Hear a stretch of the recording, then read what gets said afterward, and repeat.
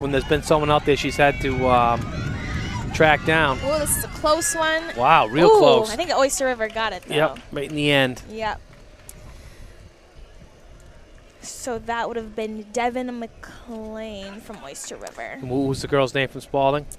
Spalding. We have Lauren Noble. So that was good. That was close. They both won their heats, so earlier. So what we have in the boys coming up?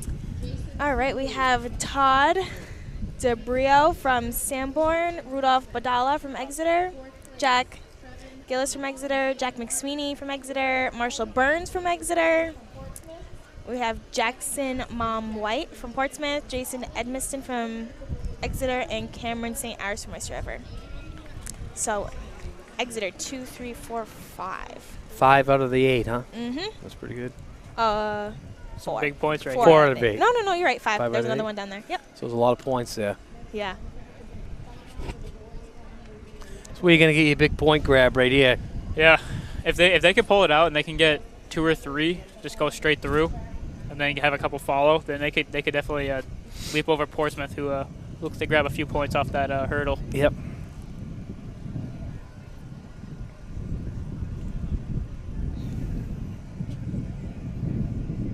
Sun's trying to come out a little bit. Yeah, I mean, it's blue skies behind us to the west. Gray to the east. I prefer cloudy days to race on. Always have. Never liked squinting. You know, it's cloudy still days are the best. I was a sprinter, so I like those sunny days. Yeah. All right. The boys are off. Looks like McSweeney. Like we said, looks like Exeter's Yep. going to try to go 1, 2, 3. Wow, they might have. They just went 1, 2, 3, and then there's a 4 right up in there. Yeah. So That was good. that's big Good for points. them. They took 4 or 5 out of the top 6. There's a lot of points. So now we get the girls 1600 coming up. And what do we got here? Let's see. It looks like we got a pretty good race today. Let's see. We got Addison Cox leading the way. He's number 1 seed, 5:16 coming in. Avery Scully of Sanborn. Allie McFarland of Exeter. Mob Donovan of Exeter. Grace Jordan of Exeter. Morgan Bell of St. Thomas. Marley Yoder of Oyster River. Autumn Graham, Cole Brown. Olivia Bennett of Winnicott. Kaylee Slover, Portsmouth. Alexis Quinlan of Winnicott. Kelsey Pine of Cole Brown. Eddie Berglund of Oyster River. And Lilia Potter Schwartz of Portsmouth. And again, you look at it, there's 3 Exeter right there, 3, 4, 5. So, I mean, look for Exeter to try to take it out and try to take it to Addison and Scully up top. Those two have a little bit of a gap in seed times, but we're going to see if they can take it to them and kind of give them a run for their money. Well, there's definitely a few missing girls there, I can tell you, because that's not 13, 14 girls on the line. So 9 girls on the line, so there's 5 missing here. No, we got some on the waterfall. Oh, there is. Okay, they're out there. Sorry, No, you're good. I missed But them. yeah, so we're just going to see what happens. It looks like it's going to come down to 2 people up front, but we're going to see, like I said, if Exeter can try to pull something together and get up with that group.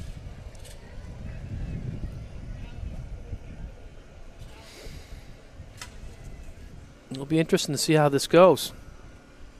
Especially with the weather and the wind, try to see if they're going to go out a little bit more conservative, or if Addison and Scully are going to try to go out and try to take it to them. Again, this is NewHampshireTrackAndField.com, powered by Runners Alley, coming to you from the 2019 Seacoast Championships. Today's broadcast is brought to you by Thomas LaValle. That's Coach LaValle's dad of Exeter, of Better Homes and Garden Realty. That's part of the Masiello Group.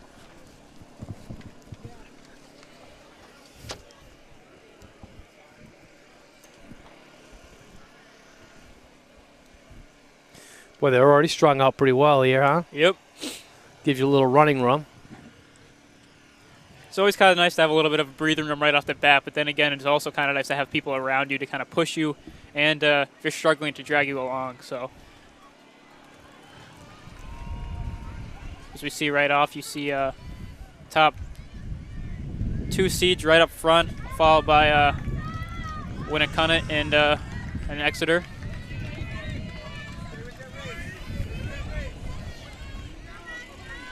That's Avery Scully and Addison Cox leading the way. With Grace Jordan followed right behind.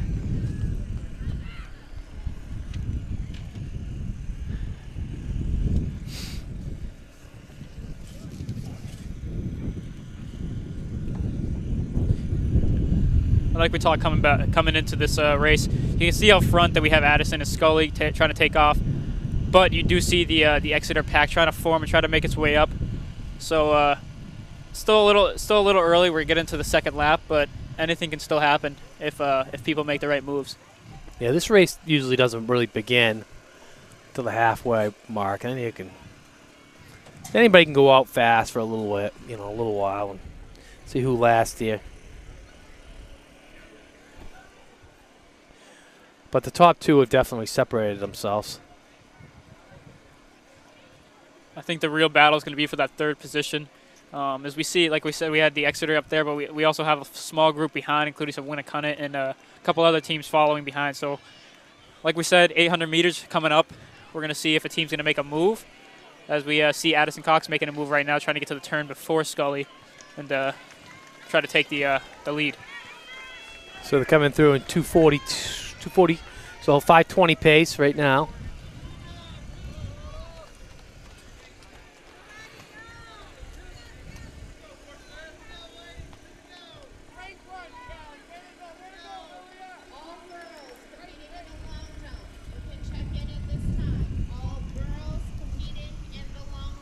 It looks like that's where that race really began. Yep. It was on that third lap, because now you can see the gaps widening, and you can see Addison Cox definitely trying to. She's definitely trying to work right now. Yep. You can see the arms starting to fire a little bit more than usual, and but it looks like Scully's covering her move. Oh yeah, well, Scully's tough, huh? She's very tough. She looks like she's even closing it a little bit, going into the third turn.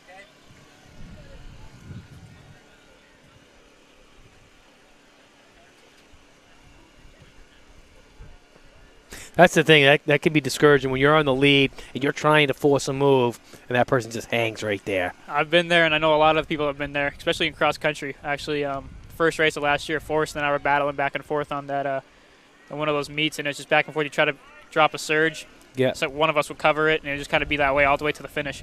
As we see right here, it's the exact same thing with Addison and Scully going straight down the straightaway side by side. Okay, and they came through at 4:03. Addison went to the lead. They were tied going through the three-quarter mark. Now Addison forced a little bit of a move. We're going to see how this plays out. Still hasn't shaken her. A lot of times you're going to give the advantage to the second-place person at this point because they were able to relax compared to the person that took the lead. And it's action-reaction, too.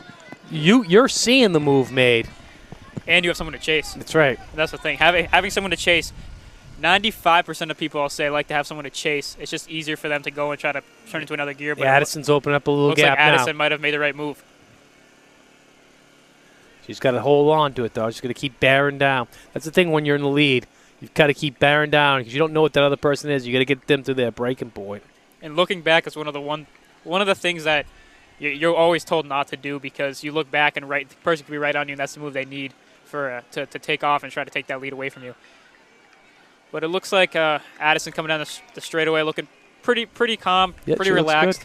Just going to try to round this race out. Kind of took a sneak peek there. 5:17. Scully 5:20. Exeter looks like they're going to hit third and fourth there, get some points.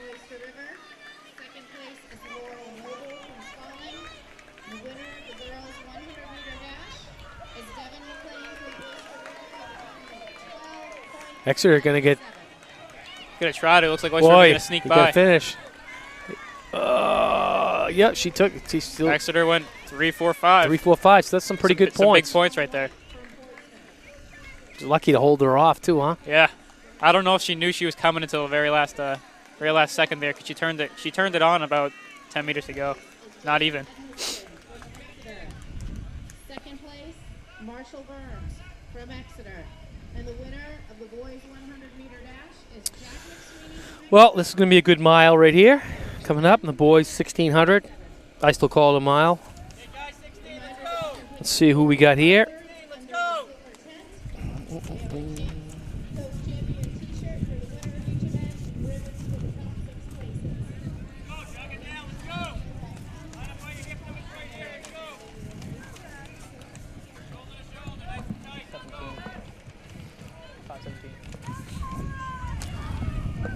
You see where it is here?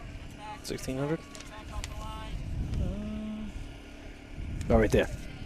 So we're going to go into the boys 1600, starting off with Colin Donnelly of Winnicott, followed by Jack Taylor, Luke Kasich, Wyatt Mackey, Andy O'Brien, Owen Fletcher, James Sullivan, Owen Stalker, Ari Montville, Patrick Hill, William Bonnyman, Tyler Sheedy, Rathnick Che, Matthew Lambert, Patrick Leons, Andrew Pinces, Samuel Quitkin, Tyler Rose, Andrew Pooh, Matthew Fairhurst, and Ben Stone. So Donnelly and Taylor.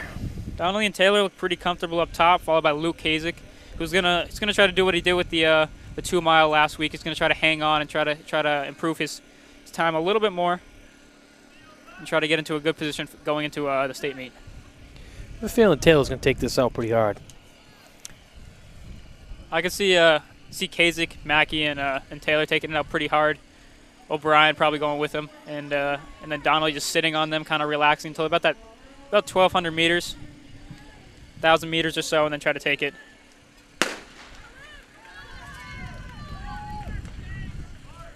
Well, it's going to be an interesting race. Taylor taking it to the front, Donnelly in second. Like we saw that, yep. Kasich third, Wyatt fourth.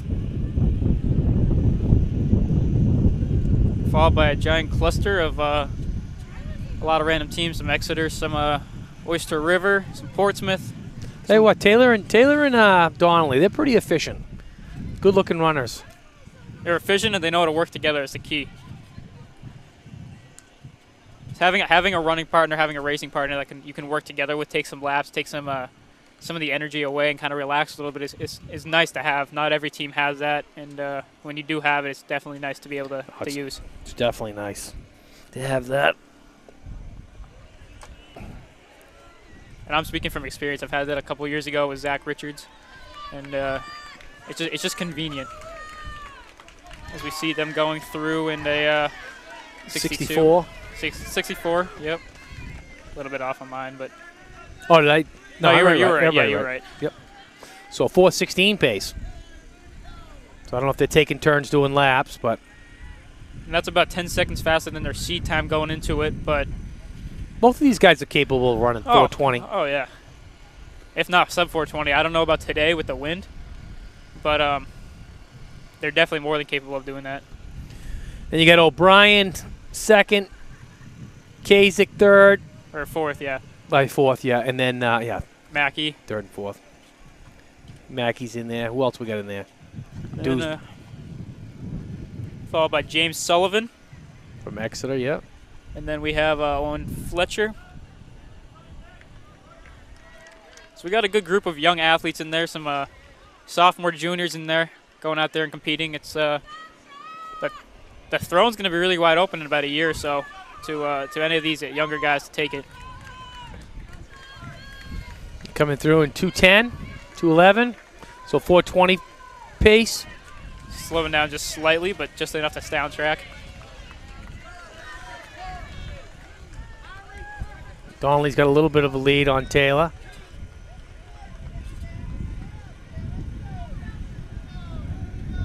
And Taylor has really good form, even though he's slowly dropping off. He has very efficient form, like you were talking about. He's a tough half miler too. I mean, he's just tough all around. Donnelly's, they're both good.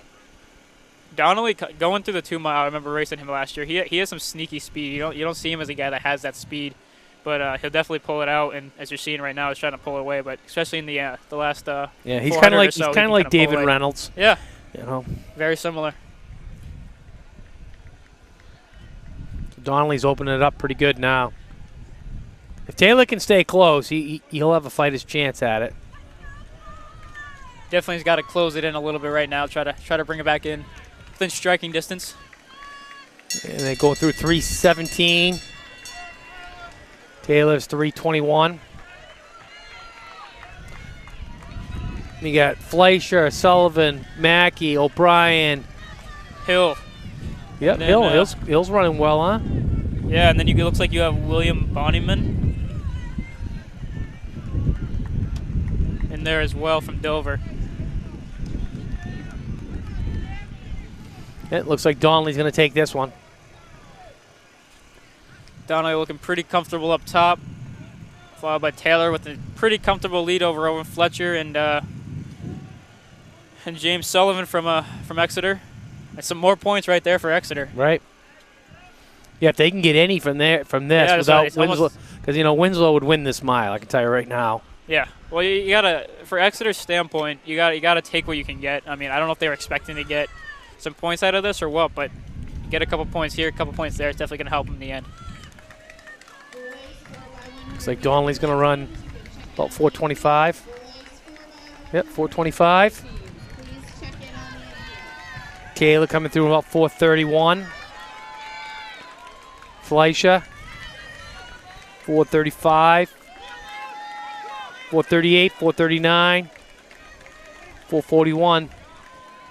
So I think the wind is definitely playing a part here. Wind definitely plays. As you saw Taylor and Donnelly go out, they look very good for about 800, but I feel like at that point, the wind definitely played in. I can't tell how bad that wind is on that back straightaway. I know from previous years it definitely does hit you harder than you think. Well, you'd be getting it on the back straight. You'd be up your back. So yeah, okay, so it would be helping you. But yeah, on this home straightaway, I don't know. I'm not running it right now. I know it has definitely taken a toll, especially in the mile where you're trying to go faster. But yeah, I mean, we still saw Donnelly PR'd by about a second or so, and the rest of the times followed weren't too far off their seed time. So yeah. Donnelly's about as efficient as it comes. I mean, he's right up there with Winslow and Kindop. Those guys are good-looking runners. Very efficient.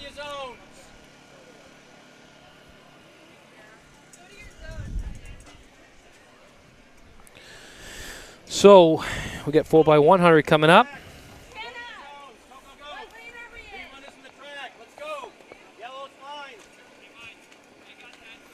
You got that here. Goes 4x100. Yep, starting off with section 1 of 2.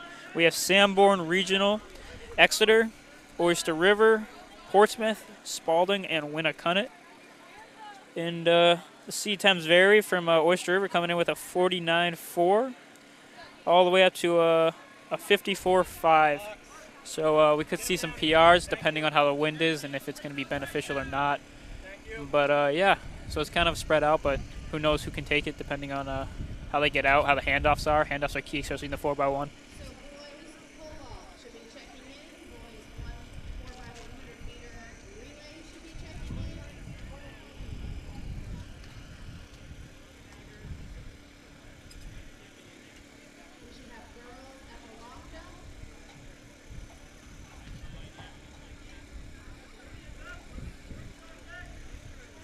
I'm not so sure that Taylor wasn't saving a little bit for the 800 later too.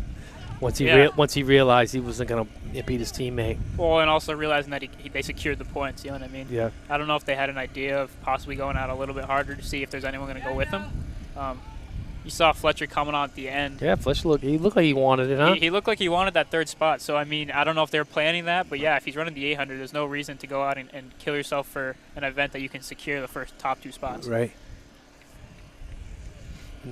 I talked to Jake Winslow earlier. He's going for a school record. Henry Elliott has it 154.92. So we'll see. We'll see what happens. Hopefully Taylor will be there for a little while. Yeah. You know, see what he's got in the tank. 500-600 meters. Hopefully make it something.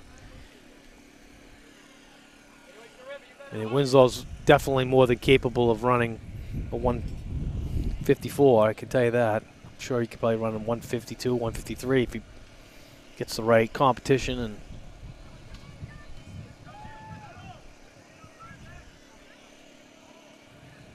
so we're just getting ready for the first section of 2 of the girls 4x100 meter relay.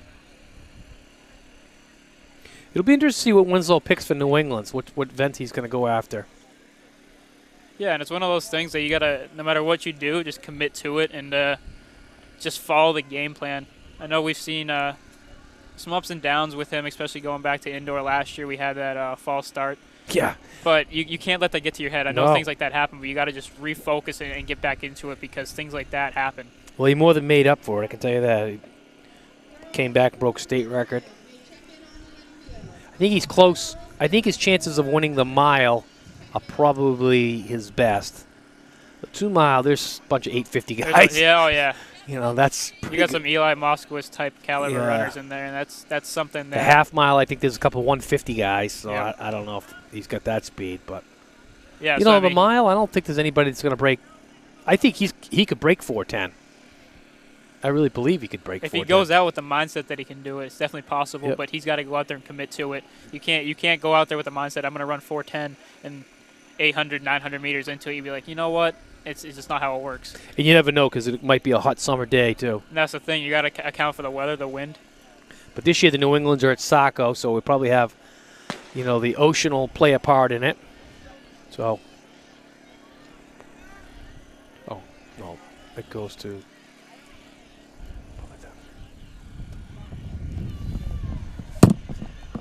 All right, so it looks like Portsmouth is out to the early lead.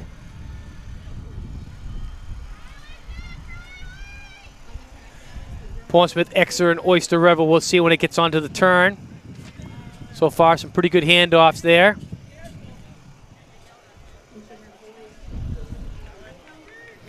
So when we come down the straightaway, we'll see where they stack up. Portsmouth, another good handoff. Portsmouth's looking really good coming down this final straightaway. So Portsmouth's going to take this one. Exeter in second. Oyster River in third. I'll tell you what, Portsmouth had great handoffs on that one. Definitely showed in the end. Yep, no doubt about that. It makes a big difference in these 4x1s. It really does. You come into it, and if you can get those handoffs, it's really anyone's race, no matter what the seed times are. That's one of the events that you can really kind of almost throw the seed times away if you run it right. Because like we saw, we came in and we had Oyster River seeded first, and Portsmouth was actually seeded, coming into it was second. But you saw that Oyster River drop back to third, and Portsmouth was able to take that top spot. So it really comes down to the handoffs and the start. You want to speak, like you say, body in motion wants to stay in motion. And you know, if you have great handoffs, you don't lose any of that energy. The boys in the 4x800, Portsmouth boys, you might as well have. I thought state police was going to show up for the crash. It's like you can't have that. You know, you got to be efficient all the way around. If you've got efficient, nice handoffs. It's not even just handing the baton off. It's making sure that you're not losing any speed going into it. Right. There's plenty of times that we see teams go into it and and it comes to they almost slowed down a tiny bit, like you were saying with Portsmouth. You have to make sure the speed is continuing. That's when they're most efficient. And we saw with Portsmouth, they demonstrated that almost perfectly. Nicole Brown had a great handoff on that one. And they're really starting to close some ground.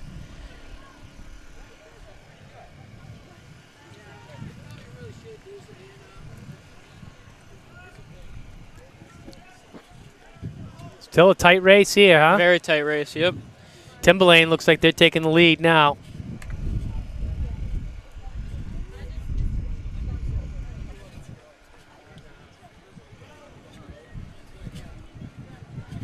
For the final handoff, we have Wow, Cole Brown's Sam pulling it LeMay. out. Wow. Sam LeMay, Miss Teen New Hampshire. Look at that, huh?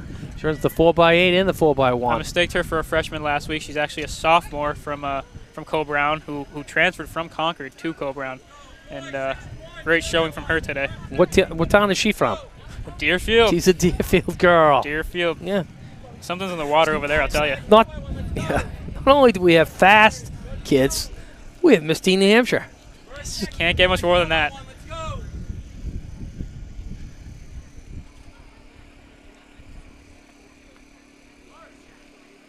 So were you on the team when she was on the team? Let's see. What was I? The girls won the state championship that year, 2014. So you know, Yeah, no, I was you already freshman moved year. on. That was You my already freshman moved. year. So Yeah, because that was the she year was after. she was the fifth man. Oh, really? Yeah, she was a fifth grader. Huh.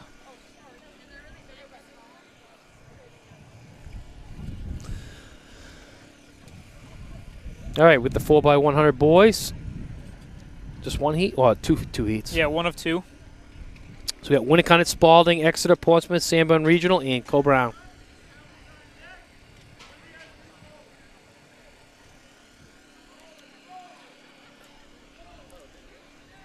Actually, Sam's sister was one of my best runners, and she led us to 2 state championships. Really? Yeah. Huh. Got Bella LeMay. Okay. She'll end up going to Co-Brown. She'll be an absolute stud. Nice kid. And, you know, her 5th grade year, you want to talk about stage fright? Oh, my God. But then the next year, she was awesome. And she still got another year left. Yeah. No, like I said, right now what we're seeing over at Co-Brown in the especially on the girls' side, even on the guys' side, you're seeing a lot of young guys and girls coming in, freshman, sophomore, that in a couple years, after a little bit more development and some more training, something that could definitely wreak havoc across the state, not only Division II, but across the state, competing with some of the Division I teams. Yeah, there's going to be some powerhouse teams. I know the Co-Brown boys next year are itching Oh, yeah. to try to knock Concord off. Especially when it comes to cross country, you have Right. that. And then, especially with some of those teams, Division II, Division III, it's they love going to those bigger meets in bigger races to compete with the Division I teams and show, hey, like, we're here to compete and try to demonstrate what they have and put it out there, especially next year when it's going to be pretty even across the state. So Exeter's out in the lead here, followed closely by Portsmouth and Co-Brown. But that's definitely Exeter going to take this one, looks like. They get through this As long as they get through this last handoff, and they did. Smoke show now. Portsmouth's handoff was awful. Wow. Not even close. They're not even on the same page. Wow. And they really, the rest of the field really evened up that. Yep. The Exeter was just head and shoulders above everybody on that one. Race for second was big. Pretty even across. You had Co-Brown coming around, but then from there on, it was pretty even going into the final straightaway.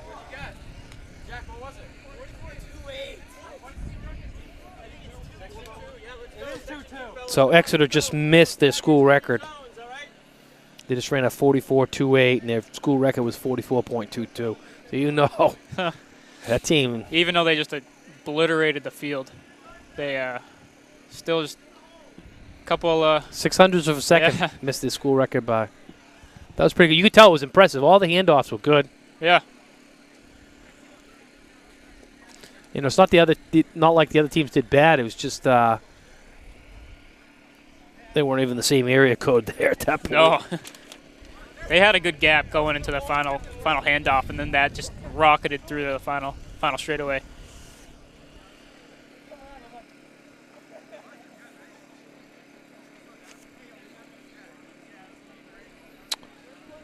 So in this heat, what do we got here? It's like Somersworth, Oyster River, and Dover. Okay. Yep, just 3 teams.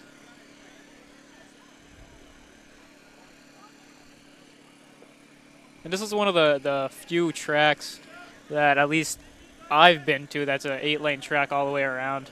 A lot of tracks in New Hampshire tend to be 6 lanes, but having that 8th lane is kind of convenient, gets things done a little bit quicker, and allows for these races to be kind of placed more into the middle of the track, as we see we only have 3 teams, but they're in the middle lanes, which is the more desirable lanes when it comes to the sprints.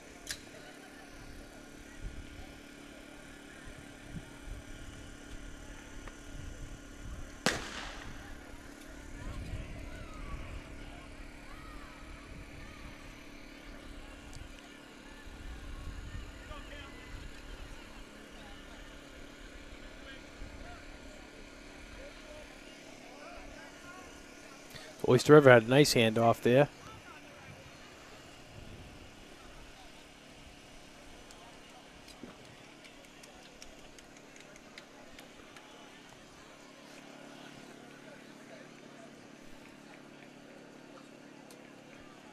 We're going to see what happens in this final handoff. So Oyster River looks like they're going to take this one. Oyster River looks pretty controlled going in. They're going to take this one, followed by Dover and Somersworth coming in after them.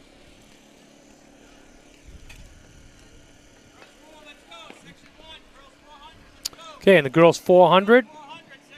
We got 2 heats. Got Rogers, Tessa Rogers of Winnacunnet, Samantha LaPetria of Winnacunnet, Kylie Quinlan of Winnacunnet, Maggie Marsh, St. Thomas, Amelia Kincannon, Oyster River, Autumn Agri of Exeter, Jennifer Nedig of Oyster River, and Taylor Needham of Winnacunnet. So we got 3 girls that have broken 60.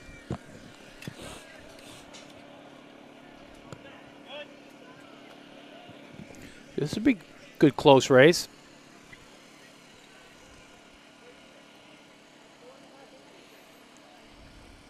Maggie Marsh comes in with a 59.39.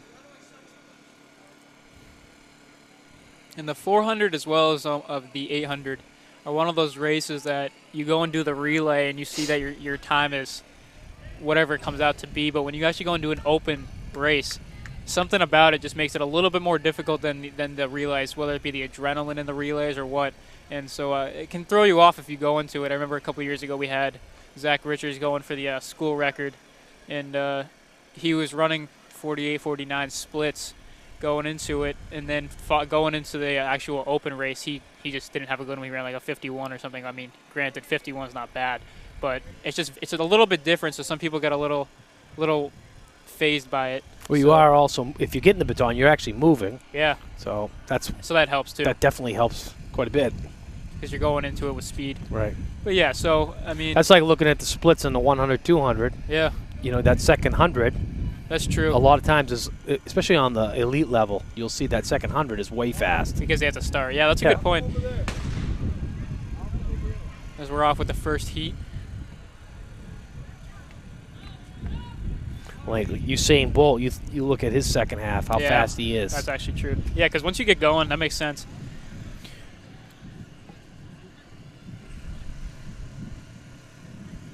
So we have a 3-person race up top.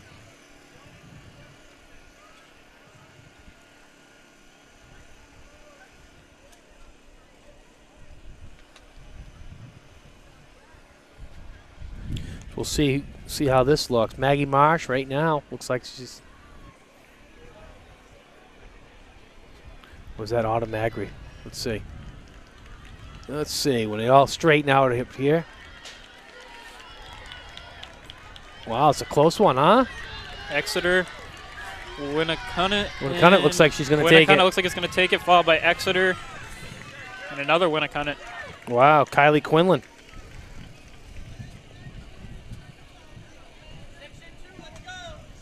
That was pretty good. Kylie Quinlan of Winnacunnet. She came in as the 3rd seed and left as the top seed. 59.41 the time.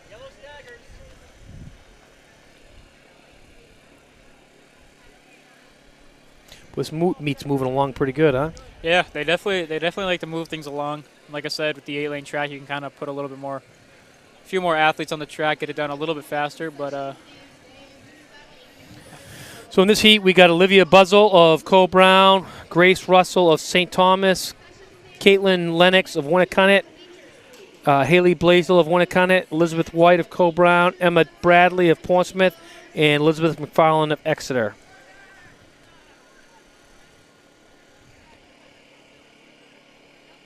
Winnacunnet had 4 girls in that heat, and they got 2 in this heat.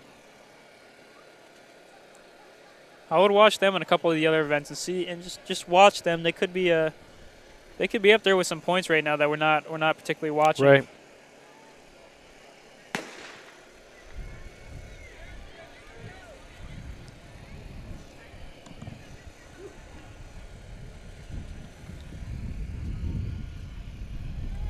Sometimes you can sneak some points out of these second heat. Yeah. The Winnacunnet girl right there looks like she's going to try to do that.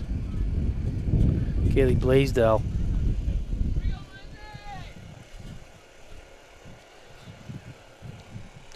Definitely the class of this heat so far. See how it happens when they round this corner.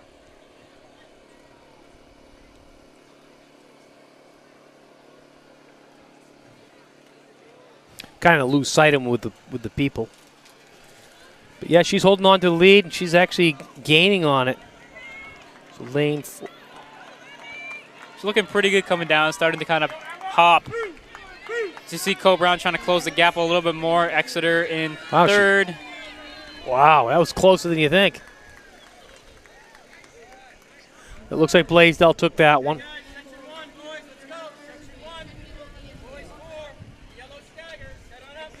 So in the boys 400, we're going to have 3 heats. The first heat will be Owen Parker of Winnicott, Porter Higas of Cole Brown, Aaron Limbet of Dover, Dante Radagonda of Exeter, Ryan Moyer of Dover, Reed Langevin of Exeter, Ryan McClure of Timberlane, and Tristan Hamilton of Portsmouth.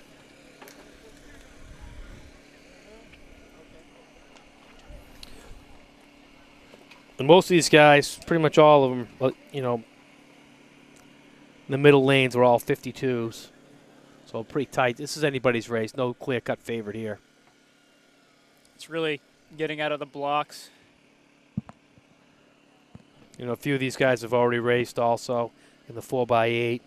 Some of them just ran in the 4x1, so not too many of them are actually real fresh. So we'll see who wants it the most.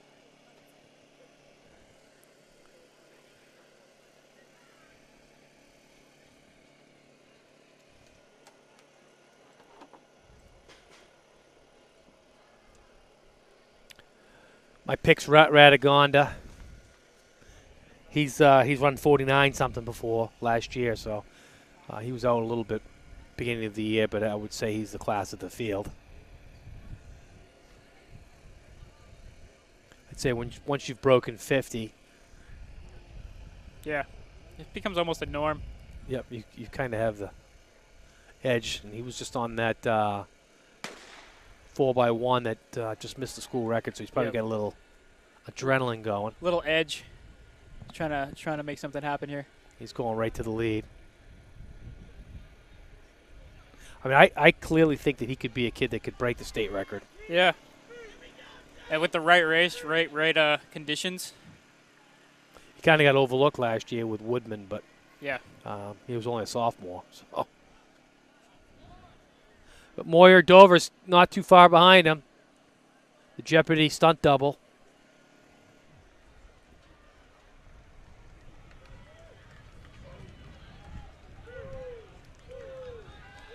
Radagonda looks like he's going to take it. It's got a good one going.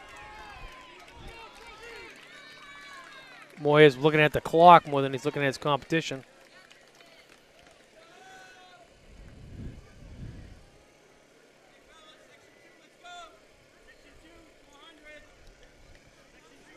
So Radagonda looked pretty tough there.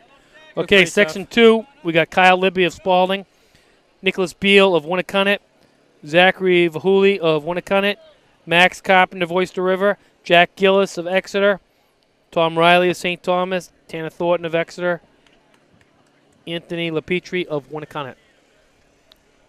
And you definitely saw Radagonda working towards the end of that one. Definitely was going for a fast time, but going back to back like that was it's pretty impressive.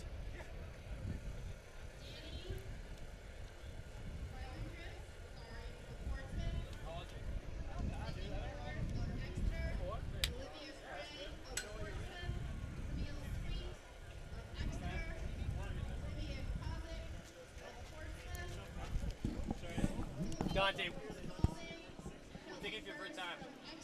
What was your time? We didn't get it. We didn't get it either. What?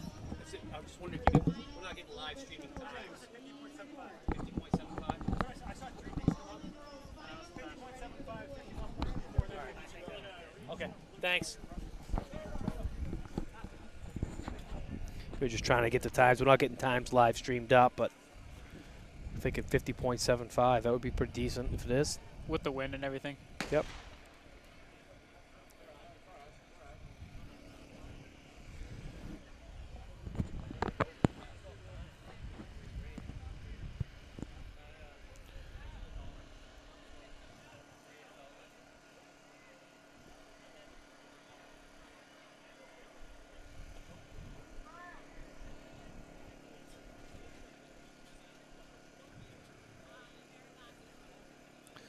It's a tough race right now. It's hard to figure out who's in front till they make that turn.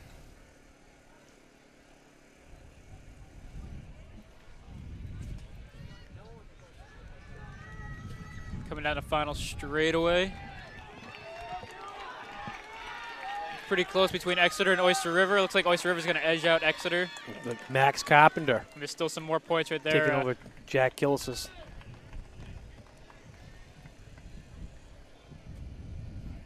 All right, so in the third heat, we got Logan Windsor, Portsmouth, Shane Cameron of Co-Brown, Nolan Duffy of Winnicott, Caden Donahue of Co-Brown, and Matt Roy of Spalding.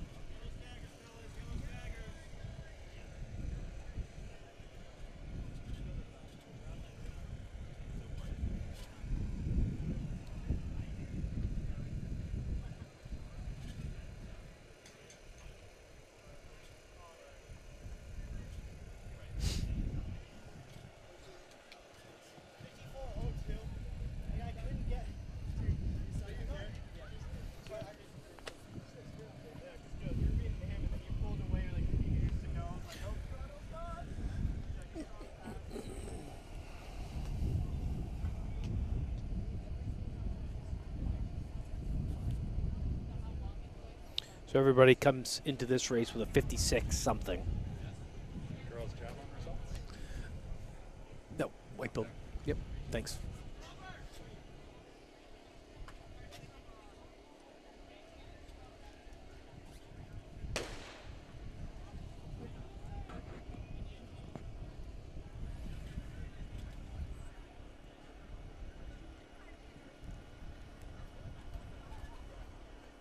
And it's a four-man race in this one.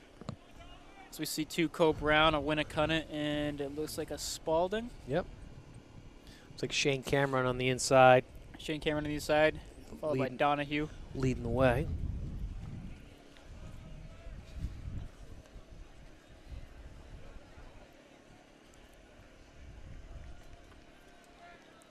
Looks like Caden Donahue with a pretty comfortable lead going into the final straightaway, but we're going to see if he can hold that. Oh, that's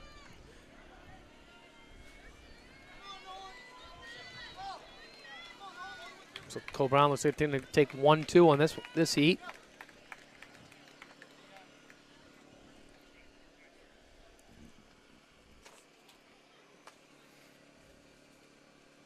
So now we'll have the 300 intermediate hurdles. We'll have 4 sections of that. 300 hurdles, let's go, get him on the track. 300 hurdles. All the way down.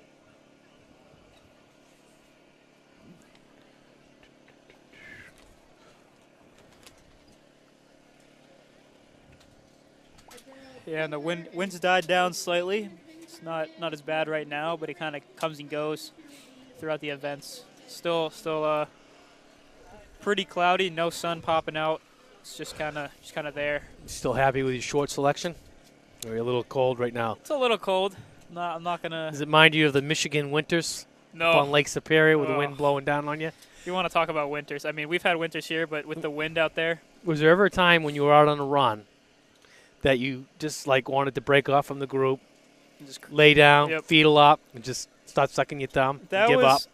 honestly that was probably 3 to 4 times a week if It I'm going to be was. 100% honest.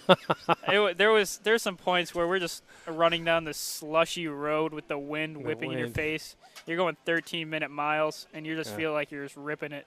There's nothing to stop the wind out there. Nope. It's It's just blowing off the lake. the tears Yeah. pretty much just were drained from my face from the wind. Yeah. Love it out there though. Well, at least you're honest.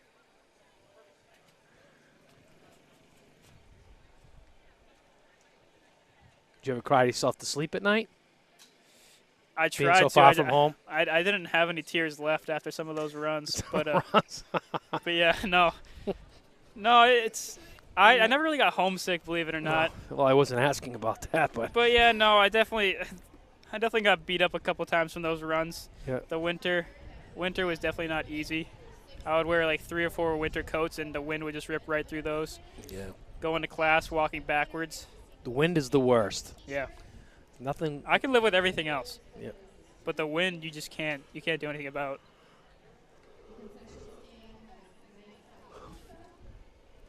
Going quickly, so make sure you head over there to grab some.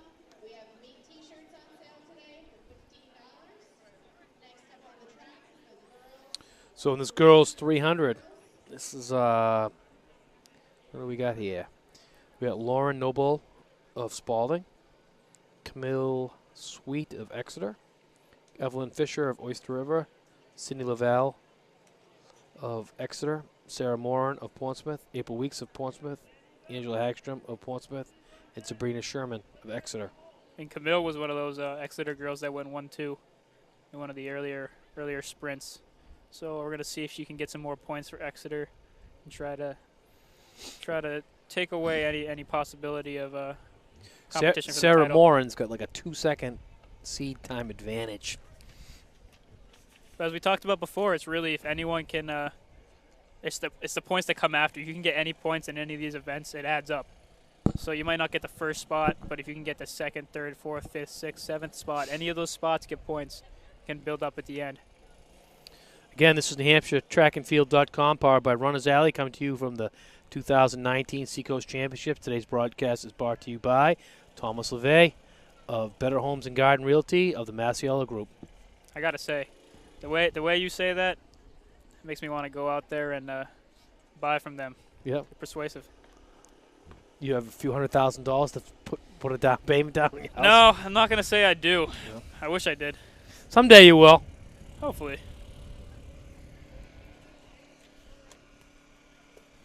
But yeah, this has always been one of those greatly run events and track meets.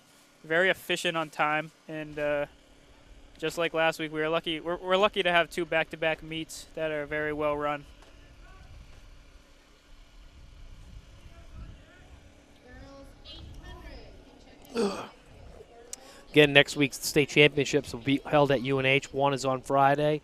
Division 2 and 3 will be on Saturday.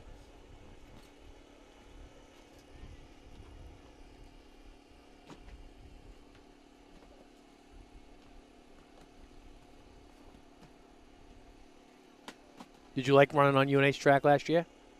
It was nice. It was kind It was a hot day, right? It was pretty high. It wasn't too bad. I mean, the one thing that I really do like about UNH's track is the fact that it has the seats on both sides of the stadium. Yeah. The football stadium aspect is really neat as a competitor, just because you get the whole aspect of cheering all around. Fourth place is Gracie Jordan from Exeter. Third place, Allie McFarland from Exeter. Second place, Avery Scully from Sanborn Regional. And the winner of the girls' 1,600-meter run is Addison Cox from Co Brown with a time of 5. We'll see how this is shaping up once we hit this corner. Pretty tight race right now.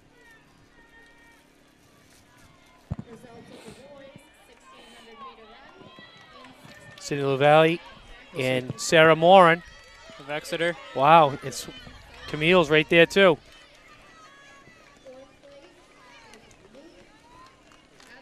Wow. And Exeter took 2 or 3 out of those top 4 spots. So the little freshman took it. Cindy LaValle took that, no problem.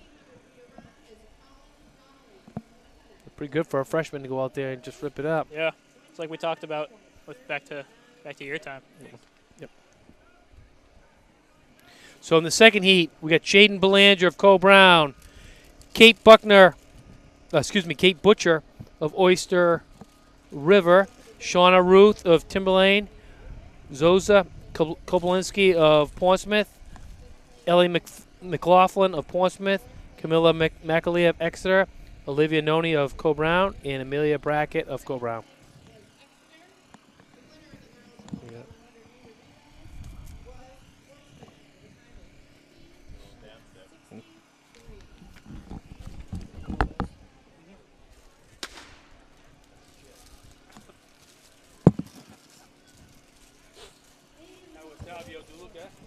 And sorry about that. Davio DeLuca came on set and kind of screwed up the timing, so we don't have timing for this this heat.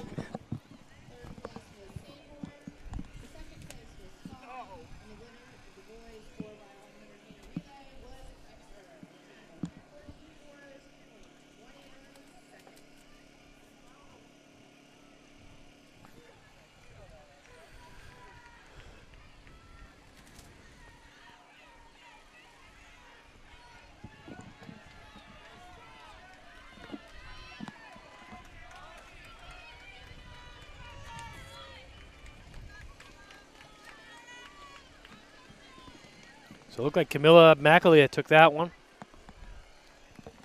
Another Exeter. Yeah, she looked good. The Exeter girls just keep coming. A lot of points and a lot of good showings today.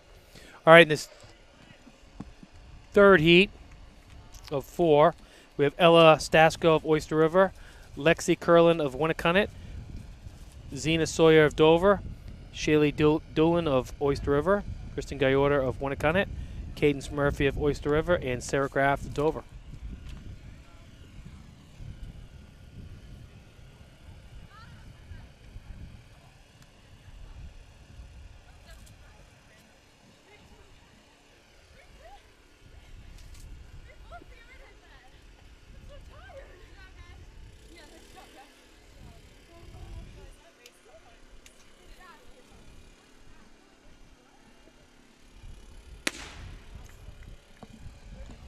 So now that we fixed our timing, we got rid of Davio. We're back at it.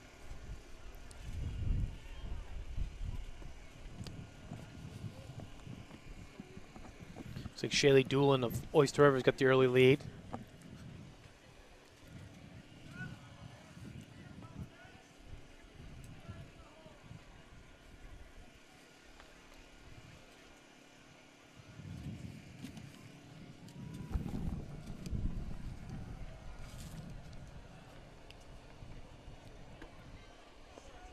Coming down to it, looks like we have Kristen Yorta from Winnicunnet. Oyster River's still pretty close, coming right up to the final hurdle. And that was close. It looks like Winnicunnet, Yorta from Winnicunnet, looks like it took that one, followed by the Statsko from Oyster River. And now we're going into the section 4 of 4 for the girls' 300-meter hurdles, which consists of Claire Carroll from Dover, Becca Princess from Somersworth, and Abby Wachkowski from Dover. Go back down. You're anticipating here. One more heat of row.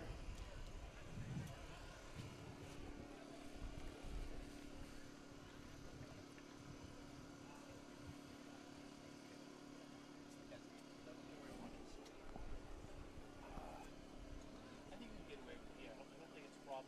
State league, yeah. What are you going to try to go on at? Something like 6. Should be able to. I think you can run 152.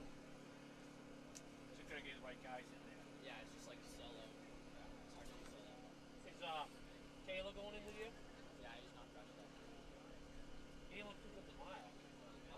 It looked like he kind of let up off the mile, but Yeah, but I talked to him. He's not gonna have it. it's all right. Go for it. Sometimes it's better that way.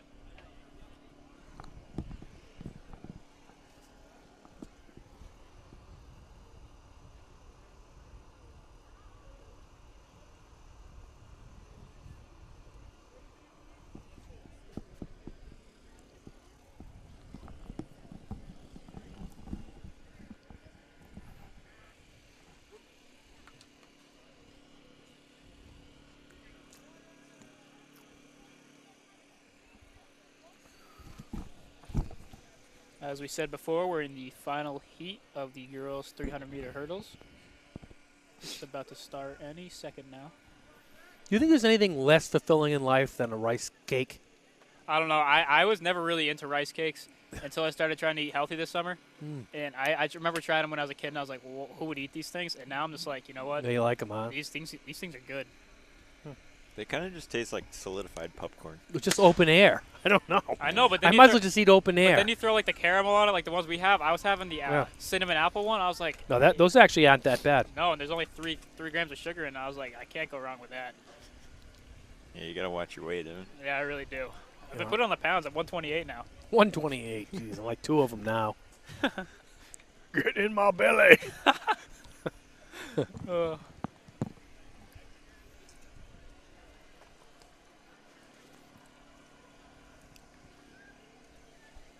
So it looks like we might only have 2 in this one Wow. from the 3 that we started. So we have Dover's Claire Carroll and Summersworth Becca Pinsence as well. Pinchinich. Pinchinich. That's what I called it Unique before. Unique name. Good way to round out that event. And we're going to go into the boys 300-meter hurdles. And that consists of 3 heats. In the first section, we have Aiden Ahern of Co-Brown, followed by Eben Tobler, Anthony Farmer, Adrian Sutton, Aiden Palermo, Thomas Lamar, Ian Ripperger, and Jackson Libby. Sutton's a stud here, right? He's what, 39 something? Yeah, we have 39.49. What's his next guy? The next closest guy is a 43.65. So this is going to be the Adrian Sutton show right here. So this should be a walk in the park, but like we said, this is where other teams got to look at it at a point standpoint and try to get some nickel and dime some points out of this one. Evan, do you think you could run a 39 300 without hurdles? No. Not right now? Huh. No, not happening. I will say, since I got to college, I haven't done a lot of those. Hey, could you do it on your stationary bike? I would hope so. I really hope so. This morning I did 15 minutes on that elliptical. The first 10 minutes or so, I was like, that's not even that bad. Did the last 5 minutes, just I went through I was on the pain train. And then I got and did a half an hour bike after that. Did about 10.5 miles. I was walking funny up the stairs.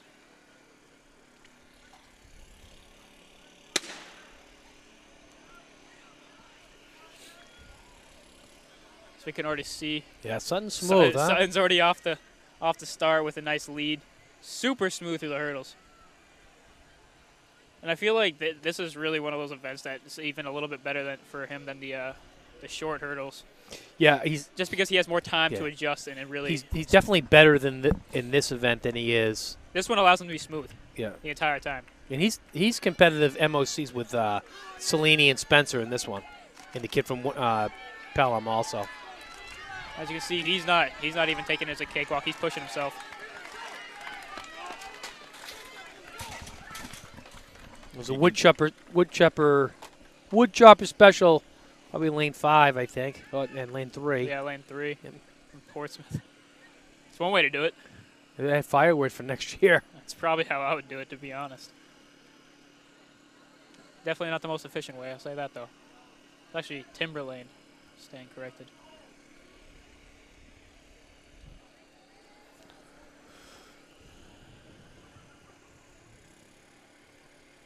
We got to fix that hurdle there. Or we can leave it. Davi, you want to grab that hurdle right there? Yeah.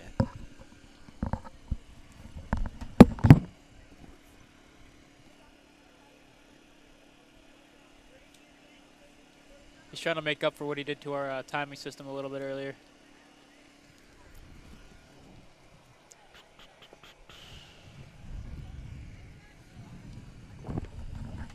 That would be very distracting coming down and seeing a hurdle misplaced.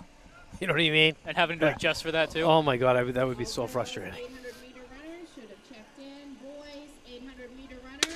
One of those things that you shouldn't have to worry about, but sometimes it happens.